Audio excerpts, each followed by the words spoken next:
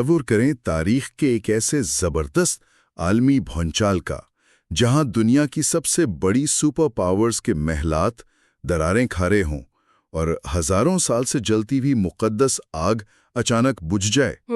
یہ واقعی ایک حیران کن منظر ہے۔ اور اب تصور کریں کہ اس سب کا مرکز کوئی بہت بڑی فاتح فوج نہیں ہے یا کوئی نیا ہتھیار نہیں ہے، بلکہ مکہ کے ایک خاموش اور تنہا شہر میں ایک غمزدہ بیوہ ماں ہے جو اپنے یتیم نومولود بچے کو سینے سے لگائے بیٹھی ہے۔ یہ ایک بہت ہی حیران خیز اور اصل میں گہرا تضاد ہے۔ ہم عموماً تاریخ کو صرف جنگوں یا سلطنتوں کے بننے اور بگڑنے کے زاویے سے پڑھتے ہیں۔ بالکل۔ لیکن بسا اوقات دنیا کی سب سے بڑی تبدیلیاں کسی ایک انسان کی خاموش قربانی اور اس کے گہرے ذاتی دکھ سے جنم لیتی ہیں۔ صحیح کہا آپ نے، اور آج کی اس تفصیلی گفتگو کا مرکز بالکل یہی نقطہ ہے۔ ہمارے پاس جو بنیادی ذرائع ہیں وہ معروف دستاویزی سیریز مدرز آف پیراڈائز پر مبنی ہیں۔ اس میں نبی کریم کی والدہ محترمہ حضرت آمنہ کی سیرت کا احاطہ کیا گیا ہے، لیکن سننے والوں کو بتاتے چلیں کہ ہمارا مقصد صرف تاریخیں دہرانا نہیں ہے، ہاں، بلکہ ہم اس عظیم خاتون کی نفسیاتی قوت، ان کی ممتا اور اس دور کے پیچیدہ سماجی حالات کا تجزیہ کریں گے۔ تو اس کو ذرا تفصیل سے دیکھتے ہیں۔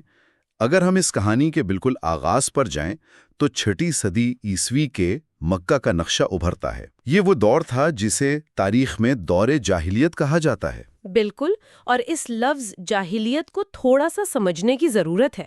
اس کا مطلب صرف یہ نہیں تھا کہ لوگ پڑھے لکھے نہیں تھے۔ ہاں، یعنی ان کے پاس ڈگریاں نہیں تھیں، ایسا نہیں تھا۔ ہاں، اصل میں یہ ایک ایسا معاشرہ تھا جو انتہائی سخت گیر قبائلی نظام پر کھڑا تھا۔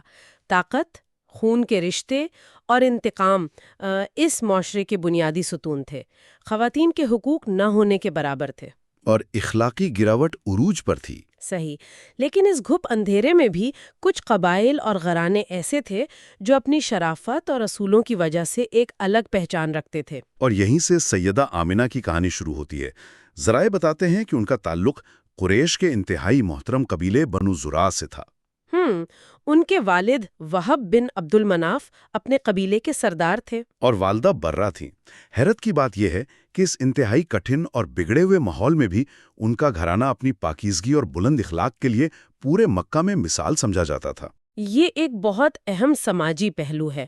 بنو زہرہ کا مکہ میں ایک خاص سیاسی اور سماجی رتبہ تھا، اور حضرت آمنہ اپنے قبیلے میں اپنی ذہانت اور حیا کی وجہ سے جانی جاتی تھیں۔ اچھا، یہی وجہ تھی کہ مکہ کے سب سے طاقتور انسان یعنی بنو ہاشم کے سردار حضرت عبد المطلب کی نظر ان پر پڑی۔ ہاں، وہ اپنے سب سے چہیتے اور ہونہار بیٹے حضرت عبداللہ کے لیے ایک بے داغ رشتہ ڈھونڈ رہے تھے۔ بالکل، یہ بات تو سمجھ آتی ہے کہ 2 بڑے خاندان جڑ رہے تھے، لیکن ذرائع میں کچھ ایسے حیران کن روحانی اشاروں کا ذکر ملتا ہے جو اس رشتے کی نوعیت کو بالکل بدل دیتے ہیں۔ واقعی، جیسے ان خوابوں کا ذکر ہے۔ ہاں، جب حضرت عبد المطلب رشتہ لے کر گئے تو معلوم ہوا کہ حضرت آمنہ کی والدہ کو پہلے ہی ایک خواب کے ذریعے اس مبارک ملاپ کی بشارت مل چکی تھی، اور اس سے بھی بڑھ کر خود حضرت عبد المطلب نے اس رشتے سے کچھ عرصہ قبل خواب میں حضرت ابراہیم کو دیکھا۔ کیا بات ہے! ہاں، جنہوں نے فرمایا کہ عبداللہ اور آمنہ کا نکاح عالم ارواح میں یعنی روحانی دنیا میں پہلے ہی طے ہو چکا ہے، بس اسے دنیا میں عملی جامہ پہناؤ۔ یہ تو اگر اس پر غور کیا جائے، یہ ایسا لگتا ہے جیسے یہ کوئی بہت بڑی اور قدیم الہامی پہیلی ہو جس کے بکھرے ہوئے ٹکڑے صدیوں کے سفر کے بعد اچانک جڑ رہے ہوں۔ اگر ہم اسے وسیع تناظر میں دیکھیں تو یہ تاریخ انسانیت کی سمت بدلنے کا ایک اہم نقطہ تھا۔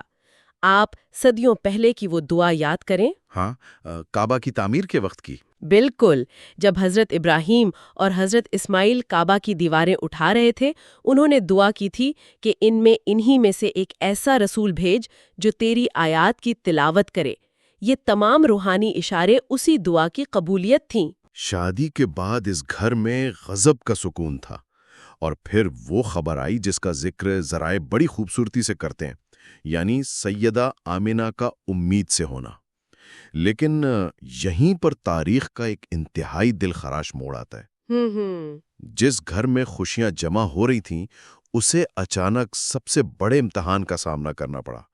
شادی کے تھوڑے ہی عرصے بعد حضرت عبداللہ کو تجارتی سفر پر روانہ ہونا پڑا۔ اس مقام پر 6 صدی کے عرب کی معیشت کو سمجھنا تھوڑا ضروری ہے۔ بالکل، کیونکہ مکہ کوئی زرعی علاقہ تو تھا نہیں۔ ہاں، وہاں فصلیں نہیں اگتی تھیں۔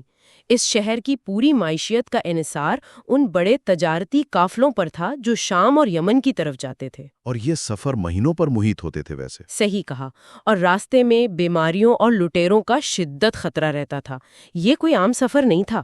اور ذرائع بتاتے ہیں کہ جب حضرت عبداللہ روانہ ہو رہے تھے تو سیدہ آمنہ کا دل ایک انجانے خوف سے بھرا ہوا تھا۔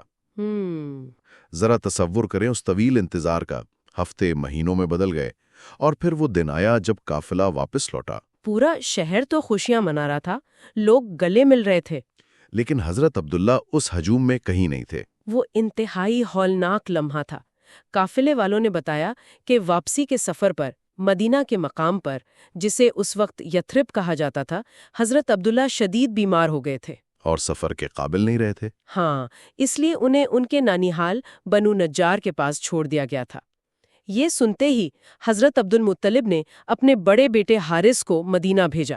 اب مکہ میں بیٹھی ایک نوجوان ماں کی نفسیاتی کیفیت کا اندازہ لگائیں، جس کا شوہر سینکڑوں میل دور بستر مرگ پر ہے، اور پھر حارث واپس آتے ہیں، اور وہ الفاظ جو دروازے پر آ کر کہے گئے، آمنہ، عبداللہ گزر گئے۔ بنو نجار کی تمام دیکھ بھال کے باوجود وہ جنابر نہ ہو سکے۔ ان کی عمر اس وقت لگ بھگ 25 سال تھی۔ اس صدمے نے پورے گھر کو ماتم کاٹے میں بدل دیا۔ لیکن ایک بات سوچیں، اس دور کے قبائلی اور پتاری نظام میں، یعنی پیٹریارکل سسٹم میں، ایک یتیم بچے اور بیوہ کی سماجی حیثیت کیا ہوتی تھی؟ یہ ایک بہت اہم سوال ہے۔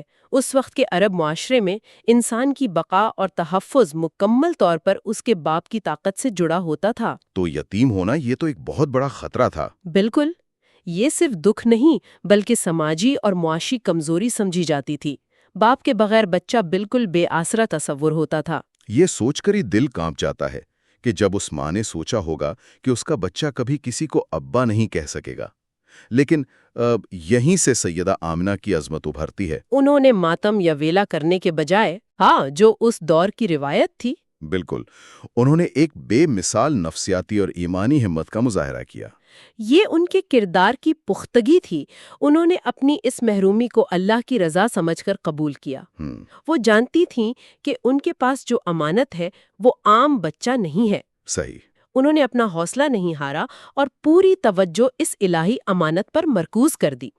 اور پھر اس طویل دکھ کے بعد وہ روشن صبح آتی ہے جس نے تاریخ کا دھارا موڑ دیا، 12 ربیع الاول کی رات۔ یہاں یہ بات بہت ہی دلچسپ ہو جاتی ہے، کیونکہ ولادت کے وقت ہمیں 2 متوازی یعنی پیرلل دنیایں نظر آتی ہیں۔ واقعی، ایک طرف مکہ کا وہ چھوٹا سا کمرہ تھا۔ ہاں، تو پہلے کمرے کے اندر کے مناظر دیکھتے ہیں۔ ذرائع کے مطابق کمرے کے اندر کا ماحول بالکل معجزاتی تھا۔ ولادت کے وقت ایک عجیب سا دودھ سے سفید پرندہ آیا جس نے نرمی سے سیدہ آمینہ کی پشت پر پر پھیرے اور ان کا سارا خوف اور درد دور ہو گیا۔ سبحان اللہ! انہیں غیب سے میٹھا مشروب پیش کیا گیا اور ایک عجیب نور نے سارے گھر کو روشن کر دیا۔ اور بچے کی ولادت کا منظر پیدا ہوتے ہی وہ ننھا وجود سجدے کی حالت میں تھا۔ شہادت کی انگلی آسمان کی طرف اٹھی ہوئی تھی اور پشت پر مہر نبوت تھی۔ ہاں، اور غیب سے آوازیں آ رہی تھیں کہ اس بچے کو مشرق و مغرب کی سیر کرواؤ۔ یہ تو اندر کا منظر تھا، لیکن ذرا مکہ سے باہر دیکھیں، اسی وقت دنیا کی سپر پاورز کے ساتھ کیا ہو رہا تھا۔ یہ بڑا حیران کون ہے؟ بالکل، ایران میں جو اس وقت سسانید سلطنت کا مرکز تھا، بادشاہ کسریٰ کا ایوان اچانک لرز اٹھا اور اس کے 14 بڑے کنگورے ٹوٹ کر گر گئے۔ اور جو آگ جل رہی تھی ان کی؟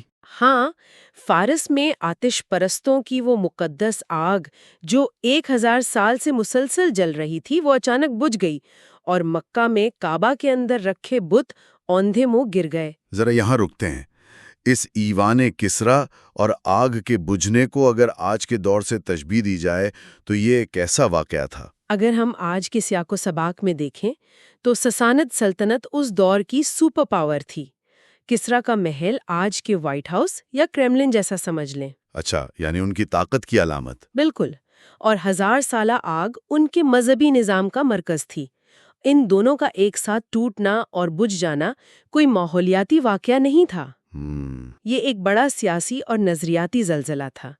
اس سے ایک اہم سوال پیدا ہوتا ہے کہ انہی پر کیوں اثر ہوا؟ یہ اعلان تھا کہ ظلم اور شرک کی تاریخ اب مٹنے والی ہے۔ یہ زبردست بات ہے۔ مکہ کے خاموش کمرے میں ایک یتیم بچہ جس کا بظاہر کوئی محافظ نہیں، اس کی آمد دنیا کے سب سے بڑے محلات گرا رہی ہے۔ لیکن اس بڑے عالمی انقلاب کے بعد یہ دیکھنا اور بھی دلچسپ ہے کہ اس بچے کی آمد نے صحرا میں رہنے والے عام اور غریب انسانوں کی زندگی کو کیسے بدلا۔ ہاں، عرب روایت کے تحت انہیں پرورش کے لیے صحرا بھیج دیا گیا۔ اور یہ سعادت حضرت حلیمہ سعدیہ کے حصے میں آئی۔ اچھا، یہاں سننے والوں کو بتانا ضروری ہے کہ مکہ والے اپنے بچوں کو صحرا بھیجتے کیوں تھے؟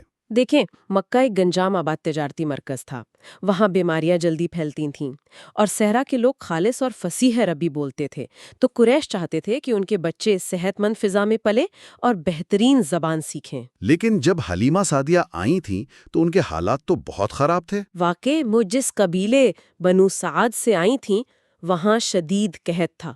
ان کی سواری کی اونٹنی اور بکریاں اتنی کمزور تھیں کہ ان کے تھنوں میں دودھ کا ایک قطرہ نہیں تھا۔ لیکن جیسے ہی یہ بچہ ان کی گود میں آیا، برکت کا ظہور اتنا فوری اور واضح تھا کہ عقل دنگ رہ جاتی ہے۔ اونٹنی میں ایسی جان آئی کہ پورے قافلے میں سب سے آگے نکل گئی۔ جانوروں کے تھن دودھ سے بھر گئے۔ اور جب وہ اپنے گاؤں پہنچے تو ذرائع کے مطابق اس سوکھے صحرا میں صرف اور صرف حلیمہ کے کھیتوں میں بے موسم کی ہریالی لہلہانے لگی۔ باقی پوری بستی کے جانور بھوکے لوٹے، لیکن ان کی بکریاں دودھ سے بھری ہوتیں۔ اس کو سوچ کر ایک تصویر بنتی ہے کہ جیسے ایک خشک صحرا کے عین مرکز میں اچانک ایک سرسبز نخلستان یعنی اویسس پھوٹ پڑے اور باہر صرف ایک گھر میں آئی ہو۔ بالکل صحیح تشبیہ ہے۔ بستی والے حیران تھے۔ حلیمہ کو اس بچے کی آمد میں چھپی برکت کا اصل راز سمجھ آ گیا تھا، اس لیے 2 سال بعد بھی انہوں نے بچے کو واپس نہ کرنے کے بہانے بنائے۔ ہاں، وہ حضرت آمینہ سے درخواست کرتی رہیں کہ بچے کو مزید ان کے پاس رہنے دیا جائے۔ اور اس طرح وہ 4 سال کی عمر تک وہاں رہے۔ اس سے پتہ چلتا ہے کہ جو اس ہستی سے جڑ گیا، چاہے وہ کتنا ہی غریب کیوں نہ ہو، اللہ نے اسے نہایت مالا مال کر دیا۔ خیر، 4 سال کی عمر میں ماں بیٹے کا ملاپ ہو گیا، لیکن یہ ملاپ بہت مختصر تھا اور ایک ایسا سفر شروع ہوا جس نے اس بچے کو مکمل در یتیم بنا دیا۔ تاریخ کا یہ باب واقعی جذبات کو جھنجھوڑ دیتا ہے۔ جب ان کی عمر 6 سال ہوئی تو سیدہ آمینہ نے مدینہ کا سفر کیا۔ اس کے 2 مقاصد تھے نا؟ ہاں، ایک تو بچے کو اس کے والد کی قبر کی زیارت کروانا اور دوسرا وہاں کے رشتہ داروں سے ملوانا۔ وہ خادمہ ام ایمن کے ساتھ روانہ ہوئیں۔ اس 6 سال کے بچے کے جذبات محسوس کریں۔ مدینہ میں 1 مہینہ قیام تھا، وہ دیکھ رہا ہے کہ اس کی ماں ایک قبر کے پاس رو رہی ہے۔ باپ کا نہ ہونا وہ پہلی بار شدت سے محسوس کر رہا تھا۔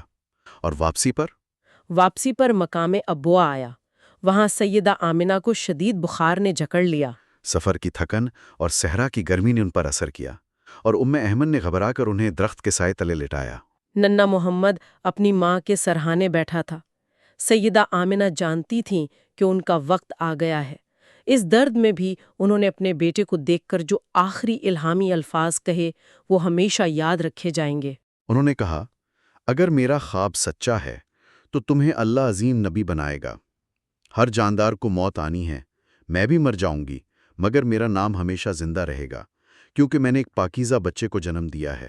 اور وہیں صحرا میں ان کا انتقال ہو گیا۔ تو اس سب کا مطلب کیا ہے؟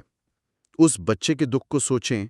ام ایمن بتاتی ہیں کہ وہ بچہ ماں کے گرد گھومتا تھا اور روتا تھا۔ اس دکھ کا نشان اتنا گہرا تھا کہ برسوں بعد بھی صلح حدیبیہ کے موقع پر آپ صلی اللہ علیہ وسلم نے وہاں اپنی والدہ کی قبر کو اپنے ہاتھوں سے سنوارا اور اس قدر روئے کہ صحابہ بھی رو پڑے۔ واقعی، لیکن اس سب کے پیچھے حکمت کیا تھی؟ دنیا کے سب سے عظیم انسان کو بچپن میں ہی ماں باپ کے سائے سے کیوں محروم کر دیا گیا؟ اس کا جواب اس تربیت میں ہے جو اللہ اپنے محبوب کو دے رہا تھا۔ اللہ نے جان بوجھ کر تمام ظاہری سائے ہٹا دیے تاکہ ان کا بھروسہ خالصتاً اللہ کی ذات پر ہو۔ بالکل۔ اور یہی یتیمی کا احساس تھا جس نے انہیں پوری انسانیت اور کمزوروں کے لیے سب سے زیادہ شفیق اور مہربان بنا دیا۔ کیا گہری بات ہے۔ آج کی اس نشست کو اگر سمیٹیں تو حضرت آمنہ کی زندگی ظاہری طور پر مختصر تھی، لیکن ان کا صبر، یقین اور ممتا تاریخ میں زندہ ہے۔